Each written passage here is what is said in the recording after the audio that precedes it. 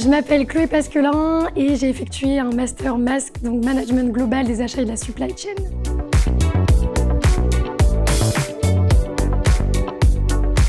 Après un bac scientifique, j'ai fait 1 an de classe préparatoire PCSI, physique, chimie, sciences de l'ingénieur. Je me suis rendu compte que c'était un petit peu trop théorique, du coup je me suis réorientée dans un DUT GMP, génie mécanique et productique.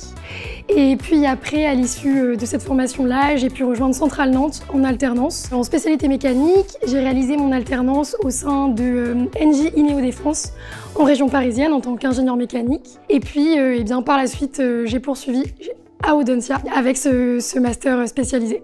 Dans mon cursus à Audencia, j'ai énormément apprécié le fait que les professeurs ont su partager leurs connaissances au travers de leur expérience. Et ça nous a vraiment permis de sortir d'un cadre de cours très théorique, comme on a l'habitude au collège ou au lycée, même si c'est super.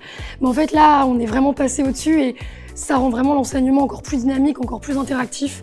Et c'est vraiment ça que j'ai adoré.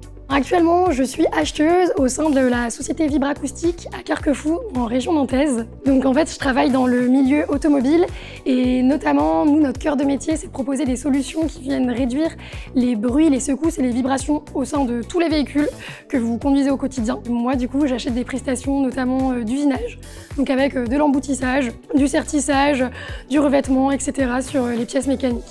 Le conseil que je donnerais à un étudiant qui souhaite postuler à Audencia, ça serait d'être, même si parfois ça peut être compliqué, c'est d'être ouvert aux autres. Parce qu'en fait, il y a vraiment une richesse et une diversité dans les parcours qui est énorme. Et même moi, je ne m'attendais pas à ça. Et en fait, quand on discute même un petit peu, même simplement à la machine à café, en fait, on se rend compte que tout le monde a quelque chose à nous apprendre. Et c'est vraiment très enrichissant. Et je le mettrais quasiment au même titre que les enseignements dispensés par les professeurs.